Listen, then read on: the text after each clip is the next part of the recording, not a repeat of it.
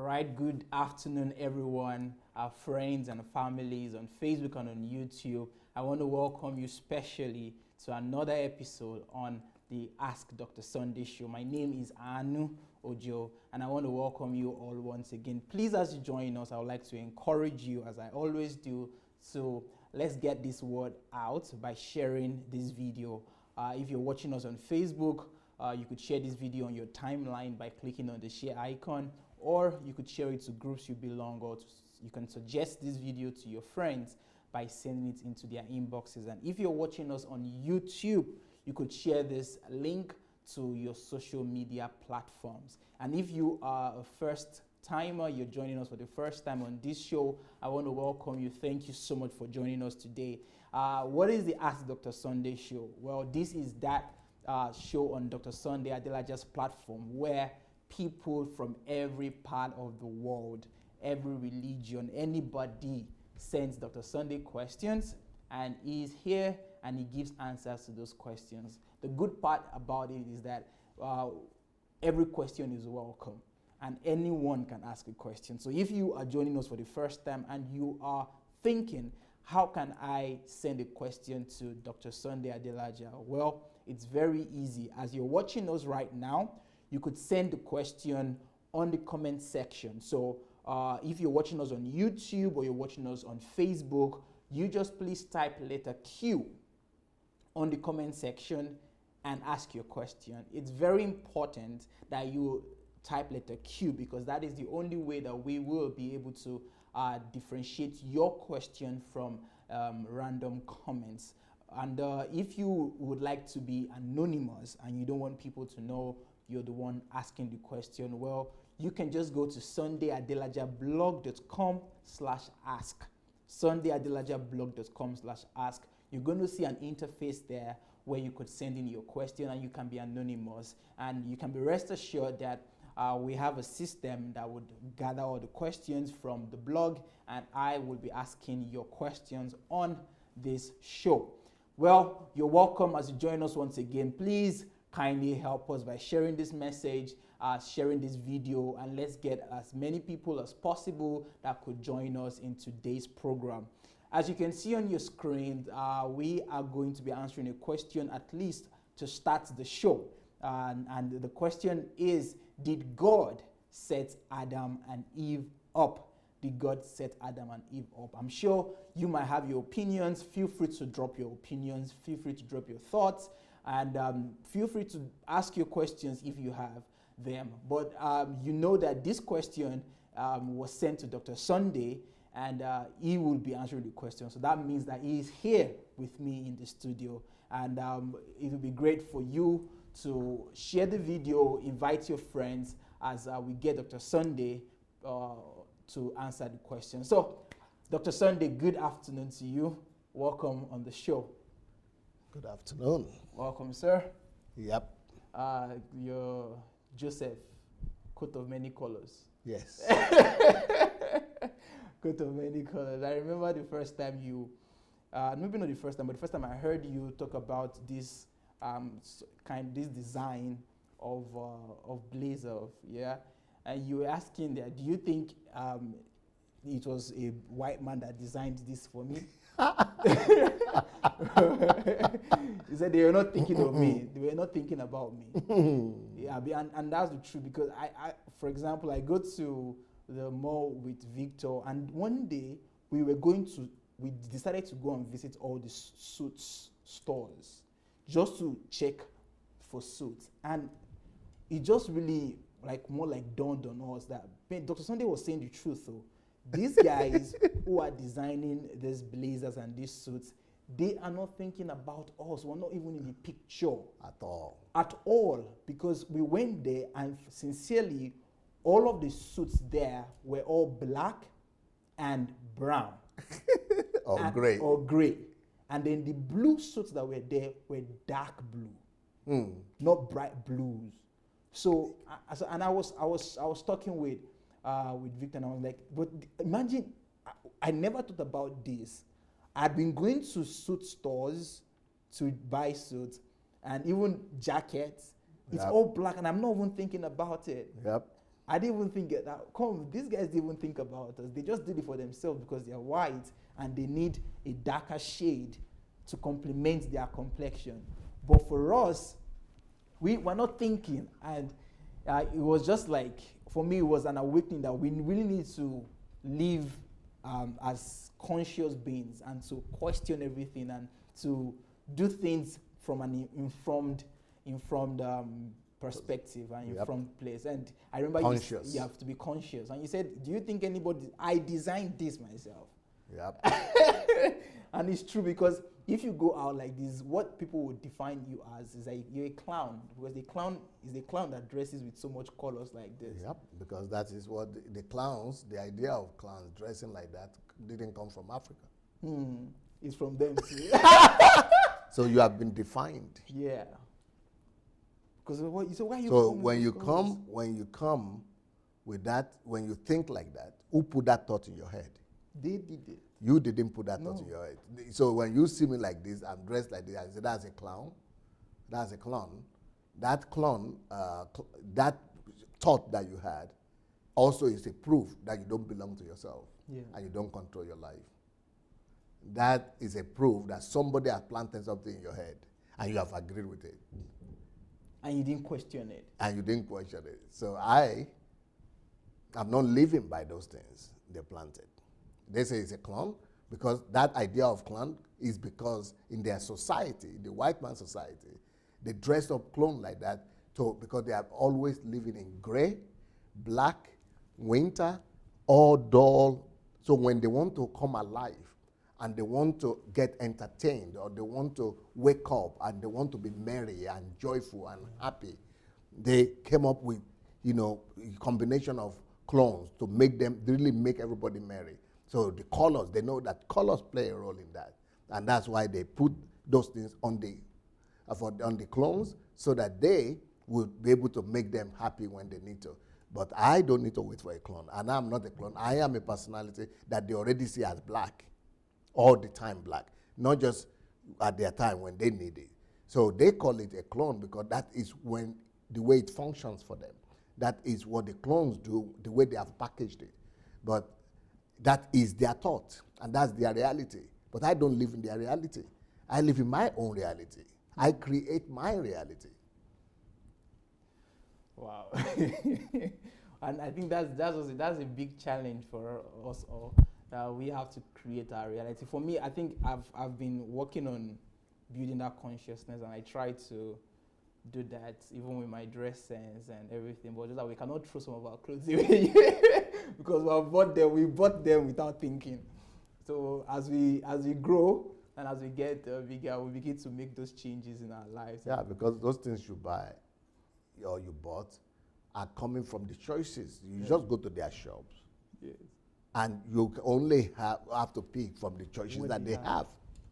Yeah. They didn't think of you. So you have to come under them, and you think you are okay, you are human, and you think you have satisfied your desires, but your desires has been limited. You have only, picked from what they made available to you, programming you to think that you will like one of these ones. So by the time you like those things, you begin to think that's what you like, because that's what I saw the other time, and that's what I bought the other time. I always like this color. Yeah, I've picked this color before. So you will be thinking that is you. So they have programmed you, they have defined you. And I don't want anybody else to define me. I define myself. So if they are not available, I've already defined myself before I went to the shop. So by the time I get to the shop, they don't fit into their own definition. So I create my own reality according to what I'd already internally, inside me, cultivated. Well, that's what we're talking about, being a personality. And even as you were speaking, what I was also processing in my mind is that when you want to go out of the box that they've created for you, what you want to choose, they tell you that is odd. Yes, that is wrong. That is wrong. Like everybody that sees me, they say, no, you have too many colors. You don't put so many, it's color clash. You don't mix this color and that color. I said, well, who told you that? Where did you get that information from? So how did you know that? Oh, everybody knows it. Yeah, were you born with it? Did you, when you were in mother's womb, did you know that?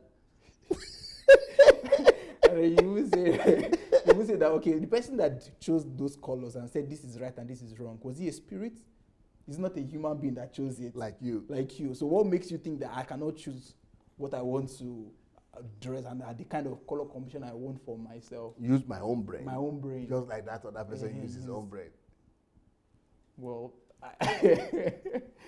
wow, being a personality. I remember you have a teaching on that, really, on your HMT. I remember you had an HMT on personality. I think it's something that we all have to go and churn and listen to and recreate ourselves and give life to ourselves and to be in charge of our lives and not be controlled by other people's thoughts and opinions. All right, so that is an intro into today's discussion and today's question. If you are just joining us, this is Ask Dr. Sunday show, and I have some questions ready for Dr. Sunday, and would like to dive straight in. So let's have the slide with the questions, please. All right, so the first question, the first one. Okay, hello DSA. I've always wondered about something. Perhaps you could help clarify it for me. According to Genesis 2:17, it says, "But of the tree of the knowledge of good and evil, thou shalt not eat of it, for in the day that thou eatest thereof, thou shalt surely die." The question is, why did God create or even make it available if the tree was trouble and was not to be touched or eaten? And with reference to Exodus 20, why and how come God gave the 10 Commandments, where 8 of those laws were expressed in the negatives, thou shalt not, if in fact they were not meant to be broken? I really hope you can help me out here. Okay, so can you understand the question yourself? Yeah, there are two questions Yeah. that the person is asking. Mm-hmm. The first one, let's still have the question there. So the first question is about Adam and Eve and the scenario that happened in Eden. So she was asked, or he or she, I don't know, was asking that why did God create or even put that tree? Was he a setup? Did he put it there as a setup for them living? If he knew that it was not good for them to eat and it was a trouble, why did he put it there? Was it like a bait, some sort of like that? So then the second also would be the same thing, basically. And the second question is also related to it, but this one is with another example. With another example of the commandments. More like, is God setting us up for failure? For failure. Yeah, that's a big point. Okay, so I'm going to answer that question in a discussion manner so that you understand. Nas. So, was that a bait? And was God setting up Adam and Eve for failure? I would say no.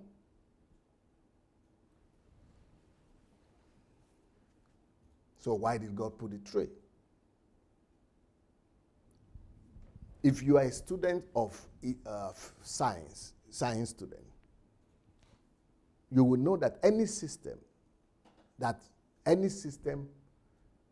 functions must function with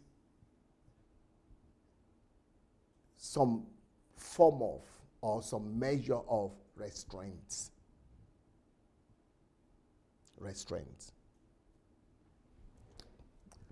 So if you want to put a system into place and you want that system to function, that system has to function with the restraint system in place.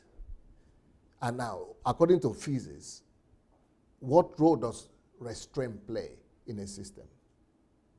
It's a very significant role. If a restraint system is not put in place, that would mean that that old system will function infinitely. unlimitedly. And so for something to function infinitely, that talks about it being out of control and out of under authority, out of restraint. That means not under authority, out of limitation, infinite. It cannot be stopped. It cannot be limited. It cannot be slowed down. So there is no system that functions like that. The only system or entity that functions like that is God.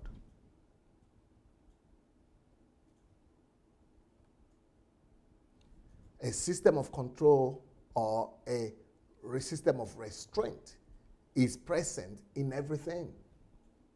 This light we put on now, we can put it off. Even sun that we see, it cannot be put off. You cannot switch off sun. Yeah. But there is a system of restraint in it. Can you imagine if sun is on us perpetually? First of all, because the earth rotates, so that's a system of restraint.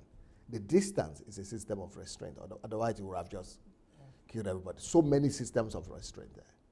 So when it comes to Adam and Eve, God put just one system of restraint to let man know that they were still created by somebody. And if you are created by someone, if you emanate from somewhere, that thing that creates you has a helper hand over you and is still in charge of you and is superior to you. So you therefore must be under the authority of that entity that created you.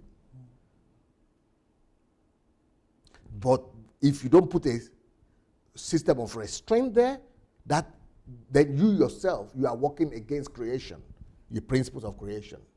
And you self-destruct. You are self-destroying what you created and yourself.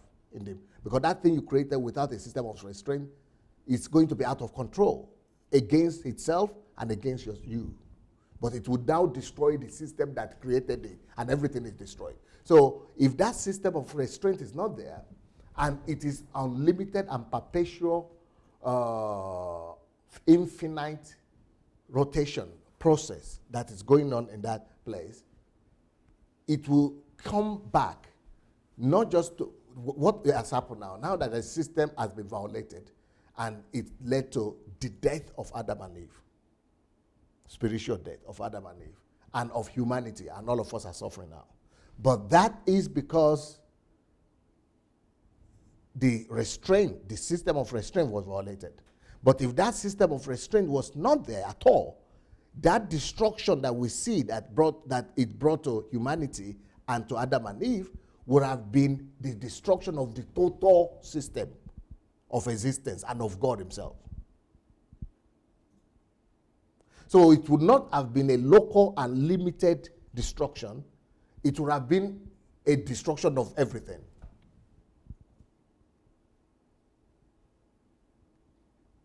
That is why God was also able to contain Satan and Lucifer and the 1/3 of the angels that rebelled with him and fell, because there was a control, there was a restraint system fixed into the system of heaven itself. And thanks to that, God was able to manage the situation. But Satan didn't realize that there was that system of control. So, and the entity of heaven and of God himself was able to be preserved, thanks to the system of restraint. Dr. Sunday. Wow.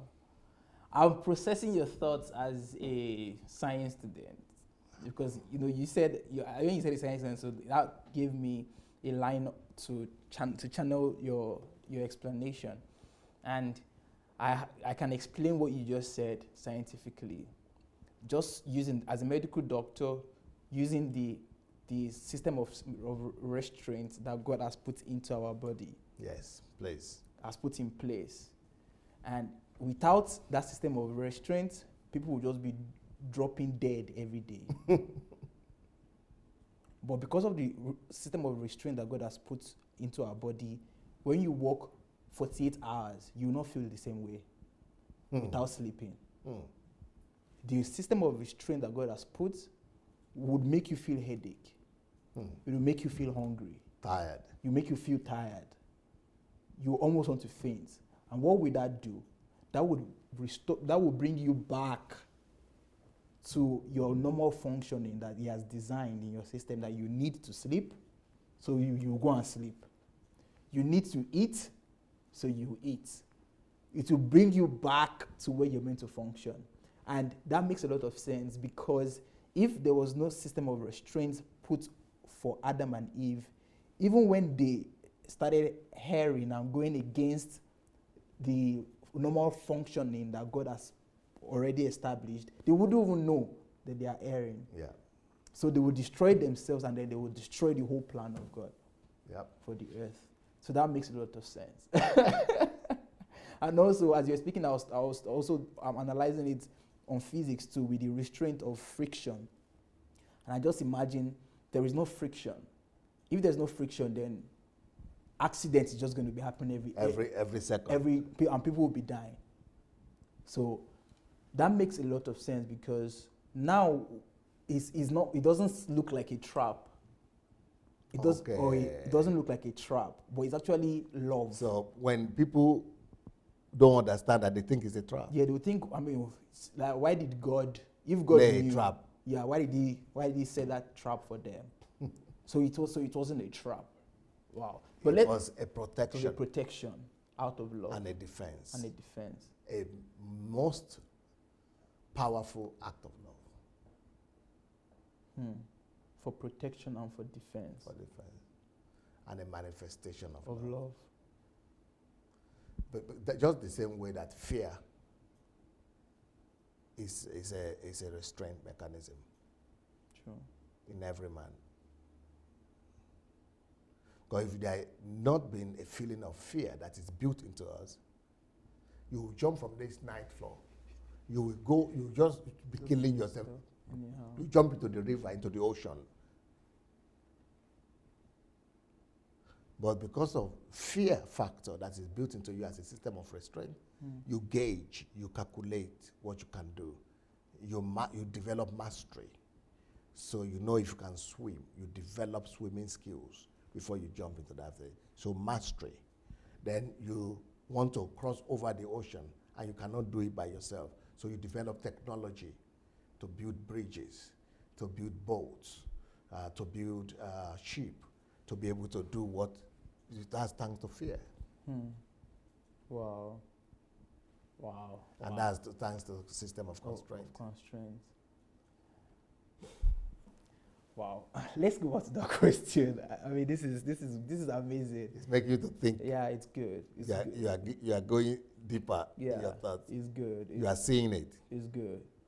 Yeah, because I'm channeling to also how to build system for your life, to build systems. System of control. It's protection. It is ultimate protection. It is foresight.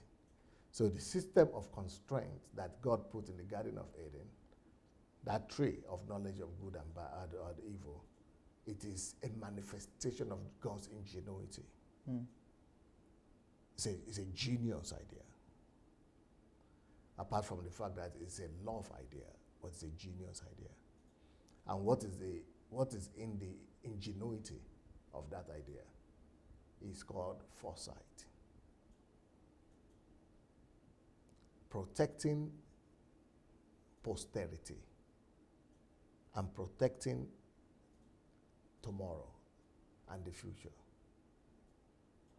Protecting legacy and protecting everything. From today. From today. Even from before today. From before. From the time of and creation. before the system was created. Fantastic. Science is a beautiful thing. And the problem people have with science is that they don't know the Bible They don't know how to combine science with the Bible. So when I look at that Genesis chapter 1, I'm not just reading what is written there. Religiously. I am seeing science. It's making sense to me. And it's giving me principles. I'm understanding God's ingenuity, the genius of God, the wisdom of God. Science enables me to be able to look at things like that. Even though I never studied in school, but it's through self-development. Because it's interesting how what you're seeing there, I mean, you look at that scripture, and that's what you was trying to say. Is it a trap? Was God setting them up?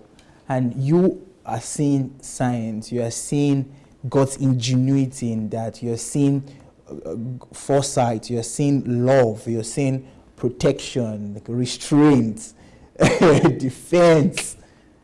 I'm just imagining what a lot of things that we're not seeing by ordinary people. Wow. And the problem why ordinary people don't see, especially science students themselves and professors, they rather see evil. And they rather say, no, God is wicked. Why is it that he knew that this thing was going to happen? Why didn't he didn't protect? They don't see what I'm saying. But God helped me to be able to connect the dots. Because they don't see, they don't know how to connect. That's why they are having struggle. Even though they are science students, because they don't connect the two. They are science students in their classrooms or at their workplace or at their place of work or something, but not, with regards to everything. But I'd like to, bring my principle to everywhere. Because they've made religion and science separated. And they don't see any connection with both of them. All right, so I'd like us to see the question again, and then I'll read it just for people to know. When you read it the second time, now you discover that it's a total different. I mean, you just be led in a different way. It will be different now because there's understanding. There's understanding. The same question. Yeah, same question. Wow, that's the same. All right. So, hello, DSA. I've always wondered about something. See, person is wondering. You could help clarify it for me, sir. Perhaps you could help clarify. Okay. According to Genesis 2, verse 17, but of the tree of the knowledge of good and evil, thou shalt not eat. For in the day that thou shalt eat thereof, thou shalt surely die. The question is, why did God create or even make it available if this tree was trouble and was not to be touched or eaten?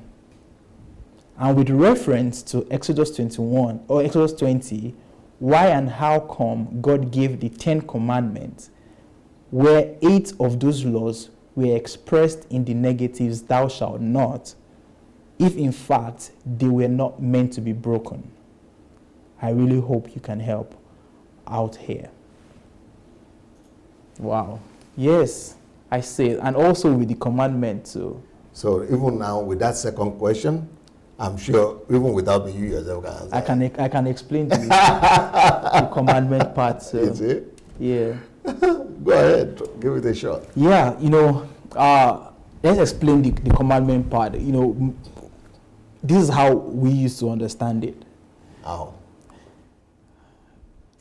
God gave these people some commandments that he knew that they cannot keep. Wow, are you serious? Yeah. So what? So he just to prove that he's God, and he gave them these commandments, and when they sin, he just destroys them and just they could not keep the commandments. So why did he give it to them? And so that is the reason why grace preachers, people who preach grace, they're always like, we're done with the law.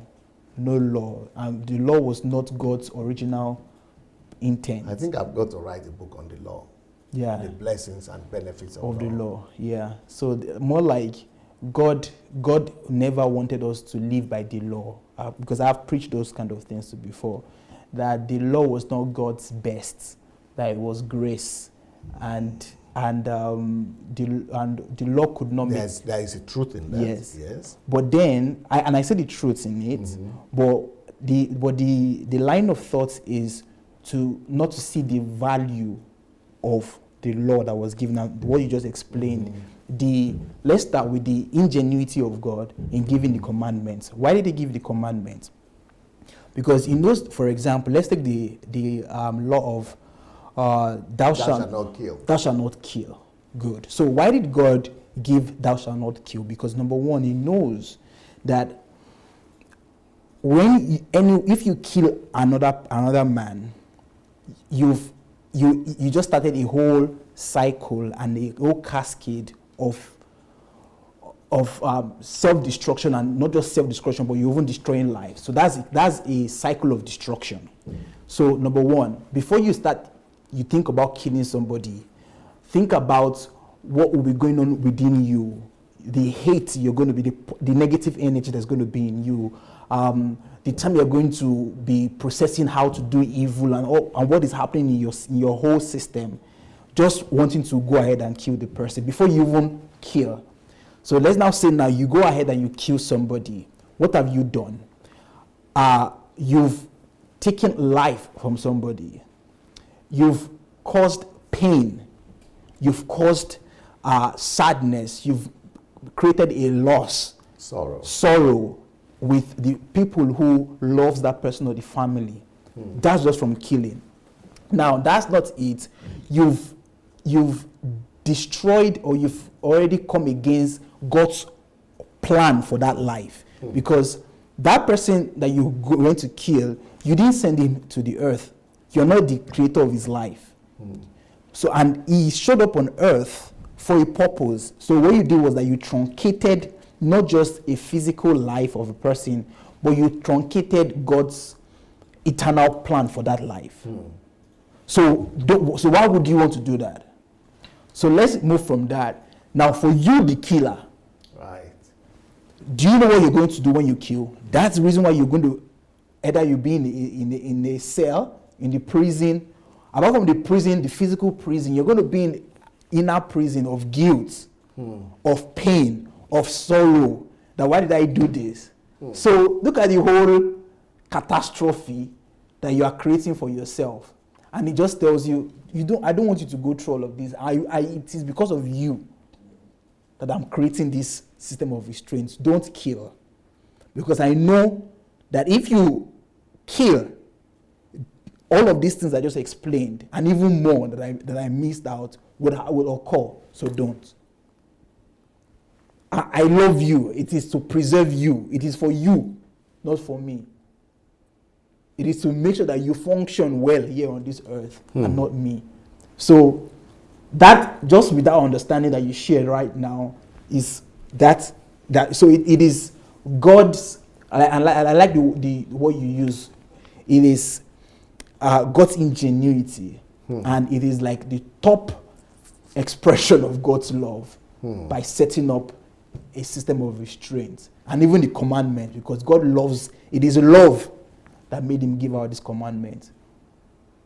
Brilliant answer. Brilliant answer. The only thing is that you didn't explain here in the commandment area the importance of that restraint.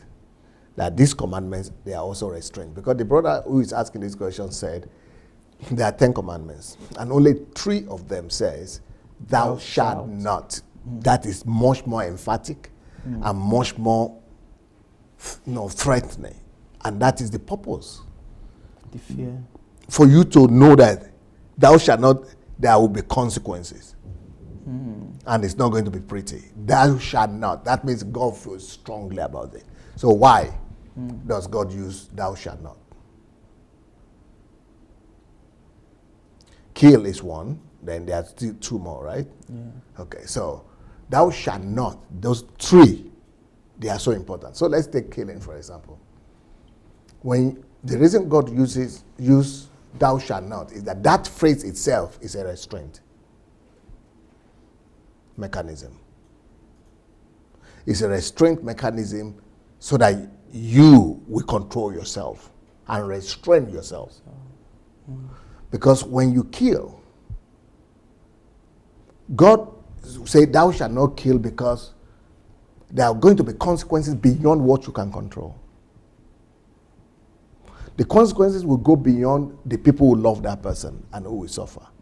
The consequences will go beyond the life that was taken, the person who is dead. And even it goes beyond the plan and purposes of God for the life of that person that is truncated. It will even go beyond the people, the date, the children, the wife, everybody who will suffer, and the purpose that will not be fulfilled. It goes beyond all that. So for something to go beyond that, God has to really let you know that please don't do it. So why does it go beyond that? Where? In what area? Okay? God wants you to know that killing and doing any of those things that I say do not do, we have consequences beyond you, beyond the person you killed, beyond the relatives, beyond even the purpose, and even beyond the earth itself. Because everybody that is killed, you have to look at creation, and creation of man especially, as an ecosystem. Man is created in the image of God and in the likeness of God. And whenever you see any man, that person is united with God in the ecosystem. Man is in God's ecosystem. By ecosystem, I'm talking about universality, about the cycle, one ecosystem, one full all-round, or what they call full cycle, one full cycle. So if man is in God's image, that means man is in God's ecosystem, is connected. If man is God's likeness, it means that man is built into God's ecosystem. Let me give you an example of that. Your teeth, or any one of your tooth, is built into your ecosystem, in the totality of your personality, or of your person. Your fingers, even your nail, is in your ecosystem. So, for example, if I take a plier and I want to pluck out your nail, is it just your nail that will feel that, or feel the consequences of that pain? Okay, maybe just your finger. That's because it's this finger, is it nail that I'm plucking out? No. Is it that your finger that will feel the consequences of that attempt? No. What will feel it? The whole body. Because it's an ecosystem united into one harmoniously. That is the way, when I talk about God's ecosystem, just the way your tooth, your eye, your eyelashes, your finger, your tail, your toes, your everything is into your ecosystem. That's how man is built into God's ecosystem. So if I try to, without anesthesis, I try to remove your teeth and pull it out to affect your head. God is our head. Okay, let me go even simpler. You, as an ecosystem, you have cells. And these cells you have, they are so minute, but they are so many. They are in the hundreds of millions, maybe billions. Yeah. So if I take a needle, just a needle, not even knife, not gun, just a needle, and I just punch you, and I kill one cell, and I punch one cell, where do you feel it? Do you feel it? Everywhere. Everywhere, ecosystem. Billions. The same way there are billions of those cells in your body, the same way there are billions of people, human beings on the earth. But they are all into God, in God. Because in the beginning, we were in Him. From the beginning of the earth. Before the foundation of the earth, we are built into God's ecosystem. We are in Him. So even though you didn't cut anything off, so when anybody is killed on earth, it's like you are killing a cell in the body of God.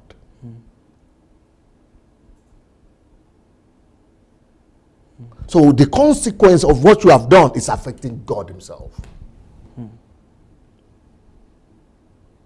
It's, even though you have billions of those cells, but even if it is one that I touch, that I punch, God, your whole, the same way your whole system feels it, because of the death of that cell, that's the same way God feels it. So to kill a man is to raise a hand on God.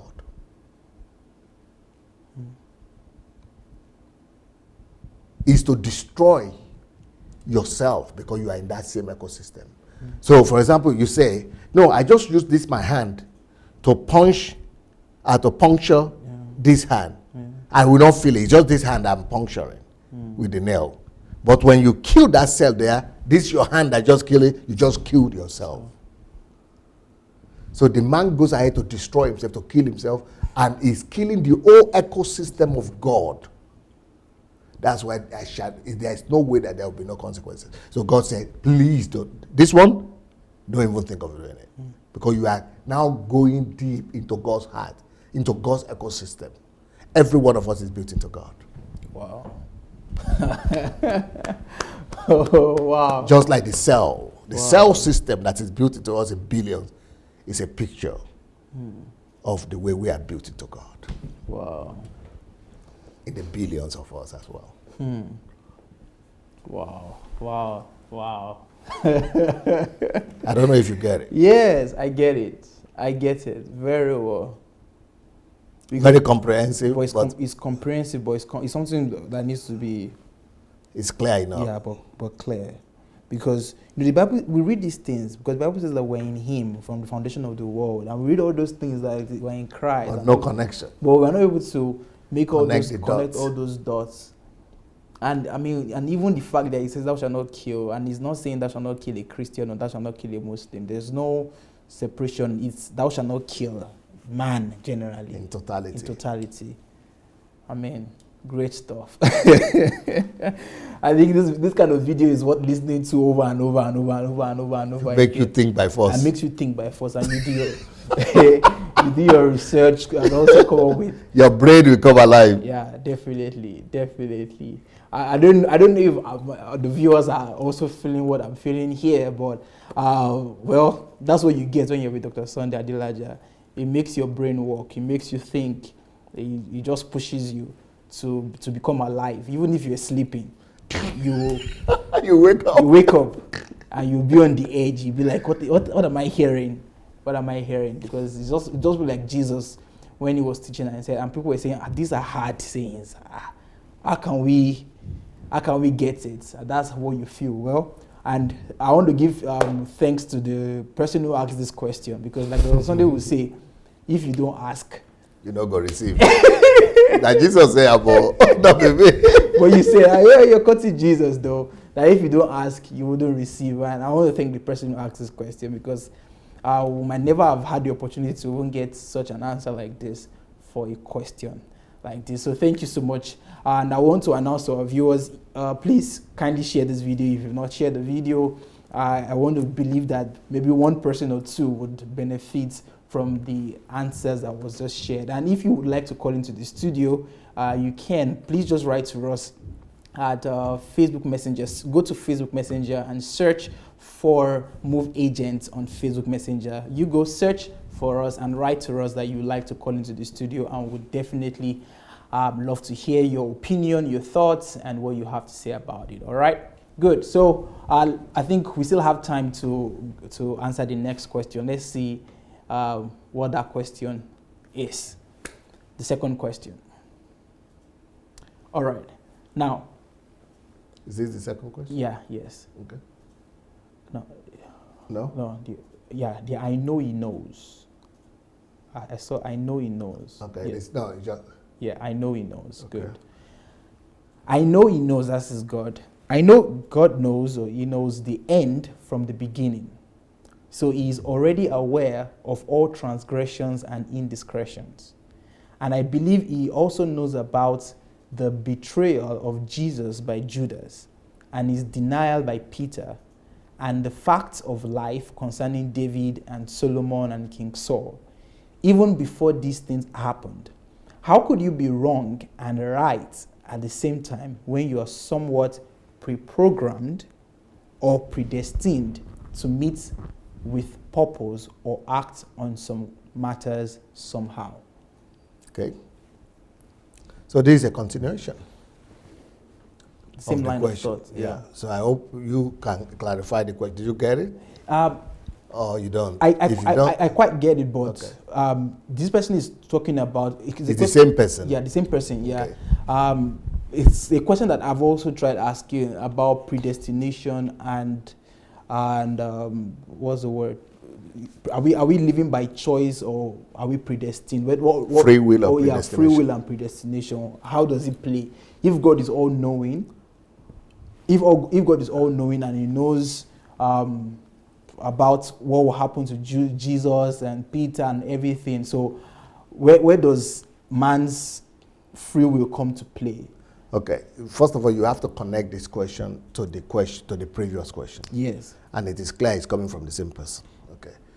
This person is saying, why should God put a tree in the Garden of Eden after knowing that the man would fall? Because he's all-knowing anyway. Yes. Okay. So why should He put it there?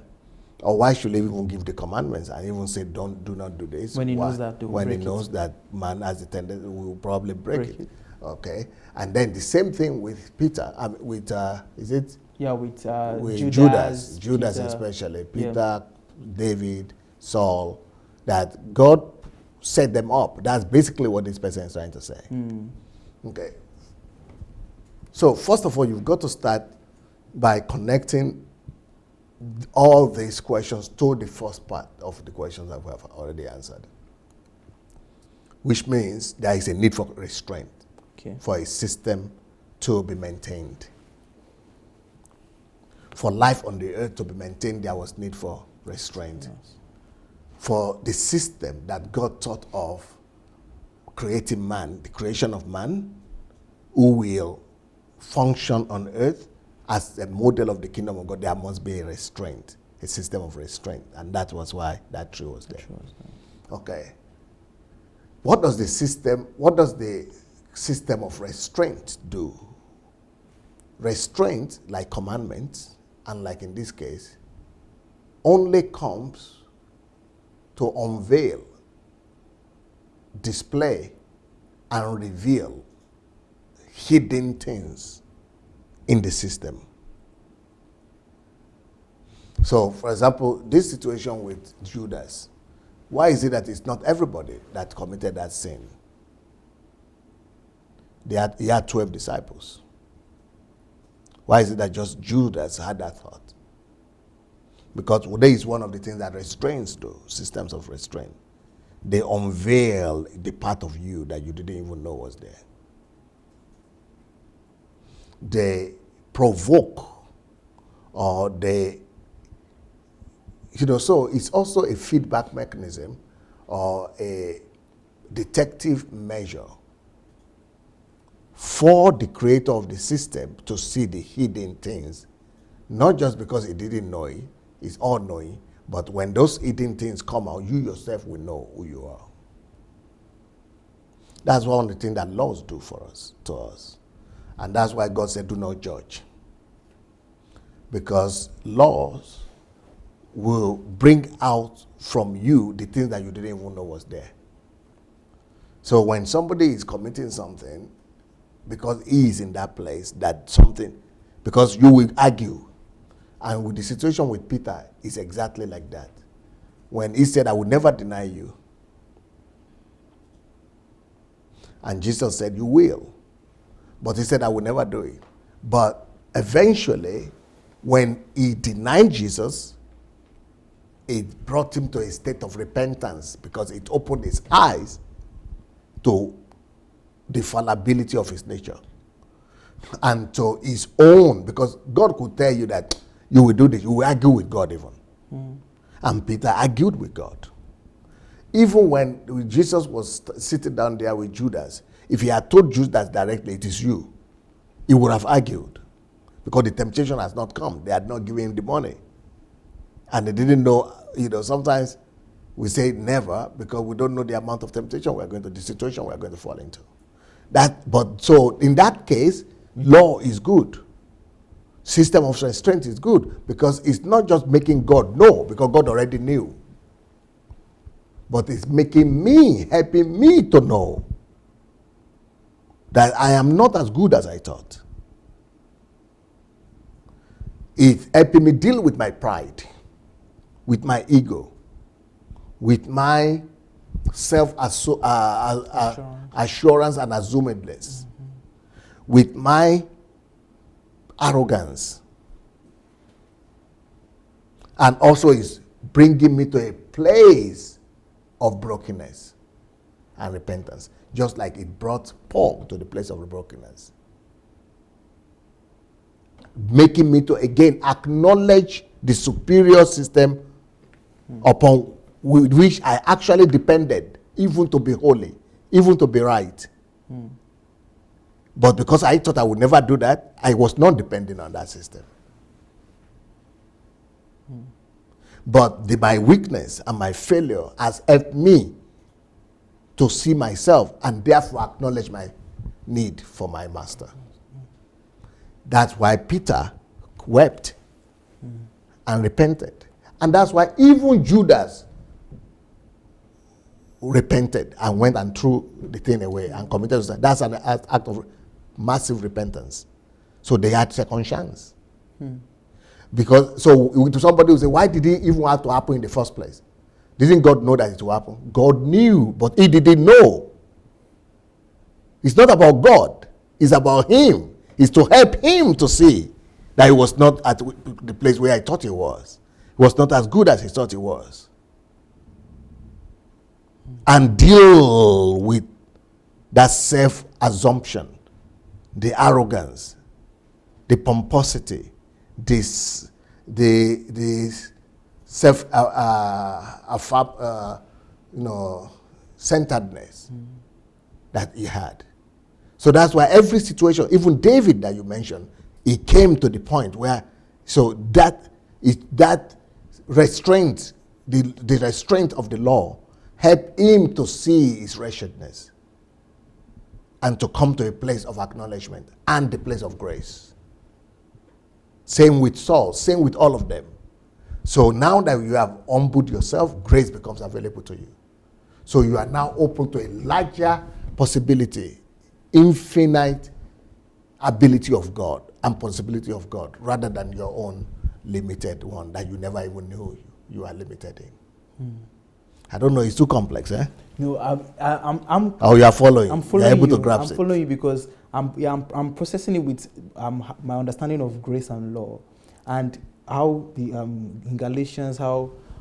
So during the time of law, grace now, and that's the problem, because you are processing it with grace and law, but have not reached there yet. Okay. And that is going to deprive you of really going deeper into exactly what I am describing. Okay. Because when you go ahead like that, then you didn't quite get this. You miss out on this. So the grace, we'll get there later on. But the grace is for us to grace is for us to not wait till we get to a place of failure or default. But grace is appeared to us for us to already, prior to our failure, to already acknowledge our failure. Okay. And embrace grace rather than thrust in our own infallibility, then which would lead us to shame. Yeah. But we still have to acknowledge that weakness, failure, and infallibility, and failure, and the nature of, our we still have to our fallibility. We still have to acknowledge that, but ahead of time, and embrace grace, and then swim into that grace and allow the grace to carry us, rather than faith in its dependence on my righteousness. Wow. I mean, it was good that you cautioned me to come back, because it's true that most times we process things, we all fall victim to processing things from our prior knowledge, and we miss out. Because as we were talking, I was following your thoughts until when you brought in the grace into it, and then I started processing it in form of grace. Because when you were talking all through, I realized that you explaining that God knows, that God knowing is not a problem. God knowing should not even give you headache. He knows, okay, that's who he is. But it is you, do you know? Do you know? And as we were talking, and it's true, the nature of man is, the fallen nature as such of man is to want to see himself more highly than he ought to, or to think of himself more highly than he ought to think, to see himself as, I can do this. And it happens to us most of the time that we, like you said, like Peter is like all of us actually. And when God was telling Peter, you will do this. You will deny me. And Peter was saying, no, I won't. And he was saying that because he had not yet faced that temptation, like you said. He had not, the opportunity, the system of restraint that was set, he had not gotten to that point where he was going to be tested and tried. To know, at least to reveal to him that this is what you have inside of you. But he kept on denying, like many of us would deny, that no, I will never do this, I will never try this, until that temptation comes, or until that system that God has created, where you are already going out of the system, and then the temptation comes. I'm even seeing temptation right now as a blessing, sort of. Because it's as though if you're going already out of the system, that temptation comes to make you reveal that you're already living on the edge. You're already on the edge. So that temptation comes, and then when you fall, then it should lead you to repentance, to come back to the normal way, to come back to that cycle, that system, so you don't go out of it. Yes. And that's just, many things. And I'm connecting it right now to when Jesus was saying that let no one say he's tempted of God, that everyone is tempted of his own lust, meaning what was inside that person. So that temptation that you have, that you felt, it was because of your own lust, what was inside of you. And so with the whole... It's unveiling. It's unveiling what is inside of you. But what this person who is asking question is asking is thinking from the other side, that it is God that is tempting God you. that is tempting. No, but it's to unveil and reveal what is inside. What's inside of you. And ultimately, I like the way you ended it, and I think I'm happy that I also say that I'm processing it through law and grace, because it's, at least you ended it in a very good way by saying that the reason why grace showed up, or why there's grace, is for you not to get to fail and fall, and then you now come to your senses that, I'm not even good enough, or I'm not even that, that will still happen. It will still happen, but at least early there is enough, an opportunity for you to get it early enough, and so that you can do more. Well, this is real class. This is real class, life class, understanding. I really love the scripture where I think it was understanding God. Yeah, understanding. That's a perfect book for it. Yeah, where it was Solomon that was saying that, give me understanding that I may live. Yes. Give me understanding that I may live. And that's true to the degree of understanding that you have, to that degree of life you will enjoy. That you enjoy. And I'm just imagining Christians that are just suffering and are just blaming God, abusing him, or saying that God is not good, why did he do this? And even atheists that are using these scriptures as a stance as to look at your God. Your God is saying, gave this and he did that, he did that. But understanding God changes everything. And that's the book that we have right here, titled Understanding God. I think it's a book that everybody should get. And everything we've been talking about is also about process, which leads us to the second book, which is the latest book I just released. Yeah. That, all these things are processes. But because we are not interested in also knowing processes, we just want to say, but God knew now, so why do you allow that to happen? So it's about results again. So we want to just know the result. We just say that the result is bad now, but you don't want to see the process, why that's... Yes. So that's why I would recommend everybody to get this book on process. Wow. If you get this book on process, you will understand life differently. So all your books are designed to help us understand God, to help us understand life, and to understand ourselves. I don't know if we have a caller. Do we have any caller? Well, we don't have a caller. I think people are thinking on on the discussion. Well, it's worth thinking. On what they are hearing. Yeah, I think it's definitely worth thinking. It's worth going to listen again, because it's like you went into a zone that very few people enter into, to just demystify a lot of things that we couldn't grasp, or that we were interpreting from our limited understanding or limited knowledge. And this is a good thing that people can even share with their atheist friends or people who have once doubted God. I think this would even show them about how real this God is, and how good he is, his love, his ingenuity, and many areas. Because to let you know your fallibility and and come face to face with it is also love. Because if you don't recognize that and realize it, you come to self-destruction. Sure. So everything's out of love. Yeah. Well, the Bible has said it, that God is love. So I think that's the best way to begin to interpret all of the actions of God in the Bible, in everywhere. That I may not understand it. People will say, for example, where is love in the fact that Adam and Eve fell? But today they got the answer. It's clear. Where is love that for us,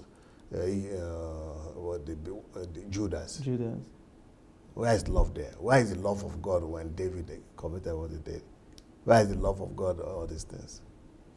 Well, if you listen to this thing properly, it will give you the understanding. You will know it's clear. Well, thank you so much, our viewers. Our time is up, and today was another explosive time on the Ask Dr. Sunday show. Well, if you're just joining us, what that means is that you came in at the point of our exit. But that's no problem. Please do well to share this video, because if you share it on your timeline, by doing that, you are able to save the video and you can come back to watch it even after we're done. I would like to give some very important announcements. The first of which is that if you have a question to Dr. Sunday, please feel free to write your question right now on the comment section. The team would gather your questions for the subsequent episodes. And if you want to be anonymous, you could just go to sundayadelajablog.org. sundayadelajablog.com/ask, and you're going to see the interface there, and you can send in your question. And also, in 2 weeks' time, we're going to be having the History Makers training that is titled How to Build Systems for National Transformation.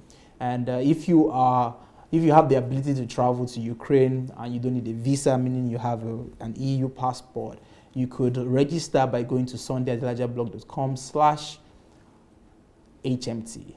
sundayadelajablog.com/HMT, or you could write to us at hmt@godembassy.org.